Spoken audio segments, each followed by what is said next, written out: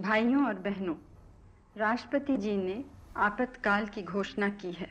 इससे आतंकित होने का कोई कारण नहीं है। हा काळ होता 1975चा।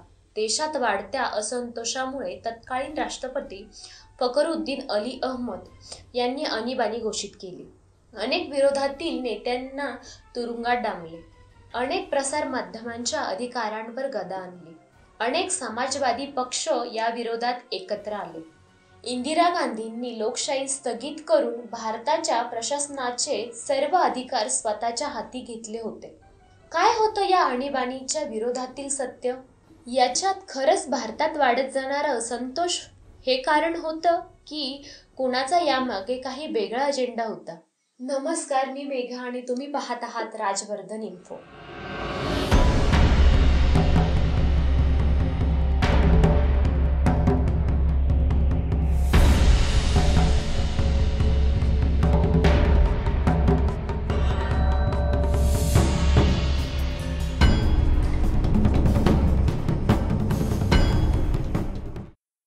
भारताच्या इतिहासात 25 जून हा दिवस भारताच्या दृष्टीने महत्त्वाच्या घटनांचा साक्षीदार आहे. 1975 मध्ये याच दिवशी तत्कालीन पंतप्रधान इंदिरा गांधी यांच्या मार्फत देशात आणीबाणीची घोषणा करण्यात आली होती, ज्याने अनेक ऐतिहासिक घटनांना जन्म दिला. इंदिरा गांधी यांनी सरकार आणि सत्तेविरोधात आवाज उठवणाऱ्या हजारो लोकांना जेलमध्ये टाकले होते. 26 जून 1975 पासून ते 21 जून 1977 या 21 महिन्यांच्या कालावधीत भारतात आणीबाणी होती. राष्ट्रपती फखरुद्दीन अली अहमद यांनी संविधानातील कलम 352 खाली आणीबाणी जाहीर केली. याद्वारे इंदिरा गांधींनी प्रशासनाचे सर्व अधिकार आपल्या हाती घेतले व निवडणुका अमर्यादित काळाकरिता पुढे ढकलल्या. आणीबाणीमध्ये व्यक्तींचे मूलभूत अधिकार आणि त्यांच्यासोबत माध्यमांच्या स्वातंत्र्याचाही गळा घोटला गेला.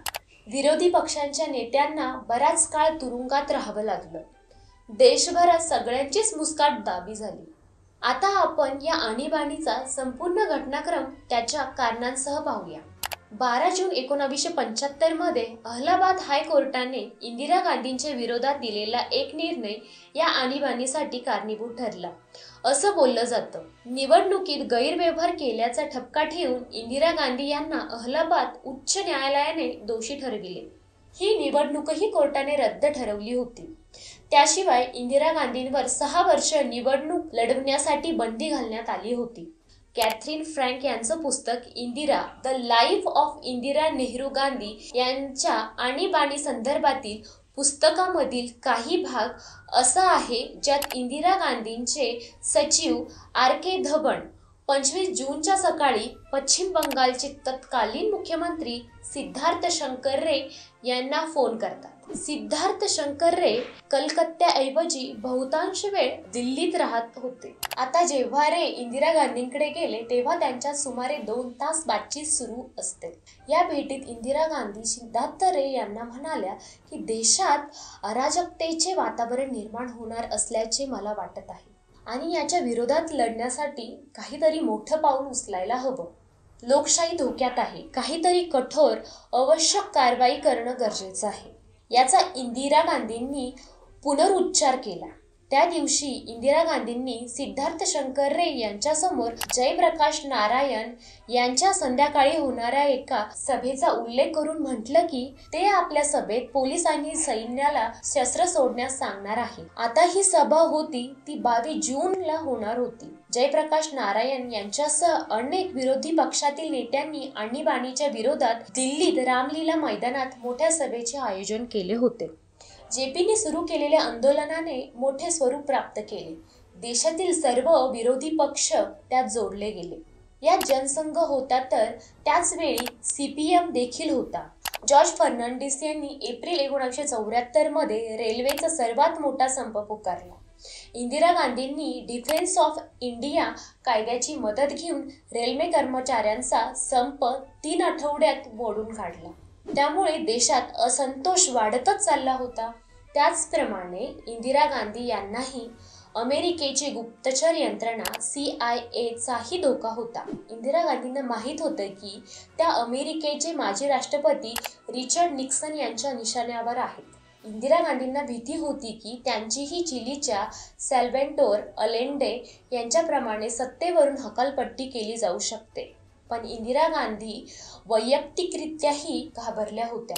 जर जयप्रकाश नारायण देशाला आपल्या विरोधात उभं करण्यात यशस्वी झाले तर देशासाठी हे विध्वंसक असेल. जर आपण सत्ता सोडली तर भारत बर्बाद होईल, असंही त्यांना वाटत होतं.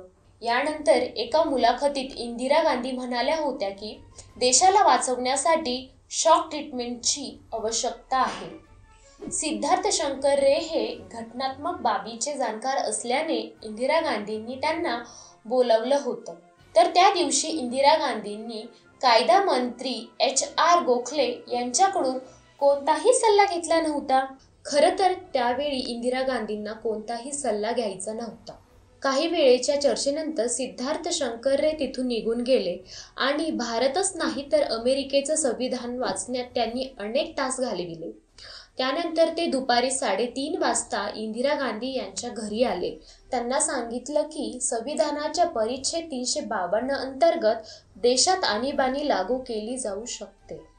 संविधानात तरतूद आहे की परकीय आक्रमण आणि अंतर्गत हिंसाचार किंवा सशस्त्र संघर्षाच्या परिस्थितीत आणीबाणी लावली जाऊ शकते. अशा प्रकारे रे आणि इंदिरा गांधी यांचं मत होतं की जयप्रकाश नारायण यांनी सैन्य आणि पोलिसांनी सरकारचा आदेश मान्य न करणं हे सशस्त्र संघर्षाच्या कक्षेत येतं. सिद्धार्थ शंकर रे यांनी इंदिरा गांधींना अंतर्गत आणि बाह्य आणीबाणीच्या बाबतीत संपूर्ण माहिती दिली होती. त्यानंतर इंदिरा गांधींनी सिद्धार्थ शंकर रे यांना आणीबाणी लादण्याबाबत मला कॅबिनेटशी बोलायचं नाही असं सांगितलं. रे यांनी यावरही तोडगा काढला. ते इंदिरा गांधींना म्हणाले की जेव्हा तुम्ही राष्ट्रपती फखरुद्दीन अली अहमद यांच्यासमोर जाल तेव्हा सांगू शकता की या संदर्भात कॅबिनेटसोबत बातचीत करण्यासाठी वेळ नव्हता. इंदिरा गांधींनी आणीबाणी लादण्याची पूर्ण तयारी केली होती आणि त्यांना यामध्ये कोणत्याही प्रकारचा अडथळा नको होता. इंदिरा गांधी 5:30 वाजता राष्ट्रपती भवनात पोहोचल्या. फखरुद्दीन अली अहमद इंदिरा गांधी यांच्याशी प्रामाणिक होते. इंदिरा गांधींनीच फखरुद्दीन यांच्या नावाची शिफारस राष्ट्रपती पदासाठी केली होती. इंदिरा गांधी आणि रे यांनी देशात आणीबाणीच्या आवश्यकता आणि परिच्छेद 352 बाबत राष्ट्रपतींना सांगितले. कॅबिनेटला याबाबत माहिती आहे का असं राष्ट्रपतींनी विचारलं असता इंदिरा गांधी म्हणाल्या की हे प्रकरण अतिशय आवश्यक होतं आणि कॅबिनेट यासाठी नंतर मंजुरी देऊ शकतं. आणखी काही प्रश्न विचारल्यानंतर राष्ट्रपतींनी इंदिरा गांधींना आणीबाणीचा आदेश पाठवण्यास सांगितला. आणीबाणी आदेशासोबत राष्ट्रपतींना उद्देशून इंदिरा गांधी यांचं पत्रही पाठवण्यात आलं. राष्ट्रपतींना पाठवलेल्या पत्रात इंदिरा गांधींनी लिहिलं होतं की देशात सुरक्षित वातावरण कायम ठेवण्यासाठी आणीबाणी लागू करणं अतिशय गरजेचं आहे. याबाबत कॅबिनेट समोर निश्चित चर्चा केली असती, पण एवढ्या रात्री हे शक्य नाही.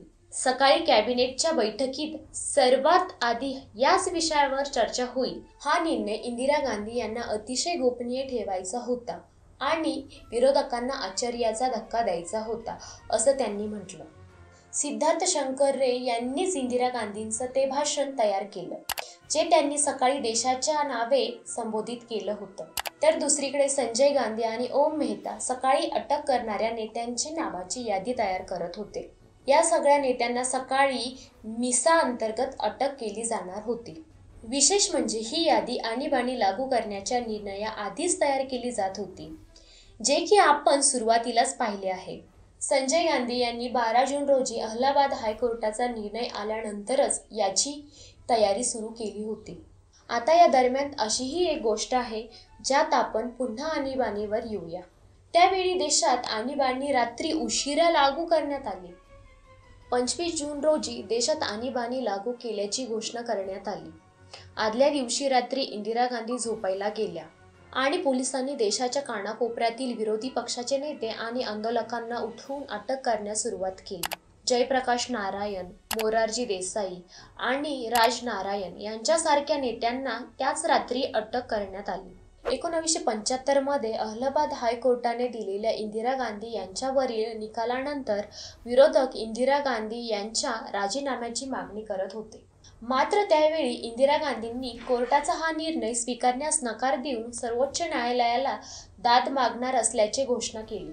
आता हा निर्णय काय होता तर अलाहाबाद उच्च न्यायालयाच्या निर्णयाला सर्वोच्च न्यायालयाने काही अटी घालत स्थगिती दिली. तसेच संसदेचे सदस्य राहण्यास इंदिरा गांधींना परवानगी दिली. मात्र संसदेच्या कामकाजात सहभागी होऊ नये असे स्पष्ट केले. परंतु सुप्रीम कोर्टाचा निकाल येण्याआधीच देशात आणीबाणी लागू झाली होती. त्या रात्री दिल्लीमधील वृत्तपत्रांच्या प्रिंटिंग प्रेसची वीज कापण्यात आली. दुसऱ्या दिवशी सकाळी केवळ स्टेट्समन आणि हिंदुस्तान टाइम्स हे वृत्तपत्र बाजारात दिसत होते. कारण या वृत्तपत्रांच्या प्रिंटिंग प्रेसमधील वीज नवी दिल्लीतून यायची. त्यानंतर 30 जून रोजी हाच अंतर्गत सुरक्षा कायदा लागू करण्यात येत असल्याची अधिसूचना काढण्यात आली. त्यानंतर येणाऱ्या जुलै महिन्यात इंदिरा गांधींनी आर्थिक आणि सामाजिक सुधारणांसाठी 20 कलमी कार्यक्रमाची घोषणा करण्यात आली. त्याचप्रमाणे जमाते इस्लामी, आनंद मार्ग, राष्ट्रीय स्वयंसेवक संघ आदी 26 संघटनांवर बंदी घालण्यात आली. आता 23 जुलैला आणीबाणीला राज्यसभेतही मंजुरी मिळाली होती. मग 24 जुलैला लोकसभेतही आणीबाणीच्या बाजूने मतदान झाले. त्यानंतर 5 ऑगस्ट 1975 रोजी अंतर्गत सुरक्षा कायदा लागू करण्यात आला. त्यानंतर इंदिरा गांधी यांनी 21 मे 1976 रोजी न्यायालयाचा हस्तक्षेप थांबवण्यासाठी घटनादुरुस्ती करून घेतली. 25 ऑगस्टला विवाहाचे वय वाढवण्याची तरतूद असलेले विधेयक मांडण्यात आले. यातच 3 नोव्हेंबरला घटनादुरुस्ती विधेयकाला लोकसभेत मंजुरी मिळाली. आता या घटनाक्रमातील पुढील एक वादग्रस्त कार्यक्रम होता, ज्यात 1 सप्टेंबर 1976 रोजी लोकसंख्या नियंत्रणात ठेवण्यासाठी सक्तीचे नसबंदी कार्यक्रम राबविण्यास इंदिरा गांधी सरकारने सुरुवात केली. या सक्तीच्या नसबंदी कार्यक्रमाविषयी त्यावेळी जनमानसात खूप रोष निर्माण झाला होता. त्यानंतर आले साल 1977. इंदिरा गांधींच्या या निर्णयामुळे देशभरात प्रचंड असंतोष निर्माण झाला होता. जयप्रकाश नारायण यांच्या नेतृत्वाखाली आणीबाणी विरोधात आंदोलनं उभं राहिली. या आंदोलनात सगळे महत्त्वाचे नेते तुरुंगात डांबले गेले होते. 24 जानेवारी रोजी मोरारजी देसाई यांची जनता पक्षाच्या अध्यक्षपदी नियुक्ती करण्यात आली. देशभरातून ही आणीबाणी हटवण्यासाठी दबाव होता. त्याचप्रमाणे जगभरातूनही इंदिरा गांधींवर टीका होऊ लागली. याच दरम्यान 11 फेब्रुवारी 1977 ला राष्ट्रपती फखरुद्दीन अली अहमद यांचे निधन झाले. परिस्थिती हाताबाहेर जात आहे असं वाटल्याने अखेर इंदिरा गांधींनी 21 मार्च 1977 ला आणीबाणी उठवली. त्यानंतर 1977 मध्ये लोकसभेच्या निवडणुका झाल्या. या निवडणुकांमध्ये इंदिरा गांधींचा पराभव झाला आणि जनता पक्षाला घवघवीत यश मिळाले. मोरारजी देसाई पंतप्रधान झाले. स्वातंत्र्यानंतर आलेले हे पहिलेच बिगर काँग्रेसी सरकार होते. आजपासून बरोबर 48 वर्षापूर्वी घडलेली ही घटना अजूनही वादग्रस्त आहे. हा काळ भारतीय इतिहासातील एक ब्लॅक पिरियड म्हणता येईल. या काळात खूप सारे देशवासीय अनेक हाल अपेष्टांना सामोरे गेले. कोणाच्या तरी खाजगी अजेंड्यापायी करोडो लोकांनीही दडपशाही सोसली. न्यायव्यवस्थेला या दरम्यान पूर्णपणे बरखास्त करण्यात आले. आणि यामुळे साध्य काय झाले? तर मित्रांनो, तुम्हालाही या इमर्जन्सी विषयी काही तथ्य माहीत असतील तर आम्हाला कमेंट करून नक्की कळवा.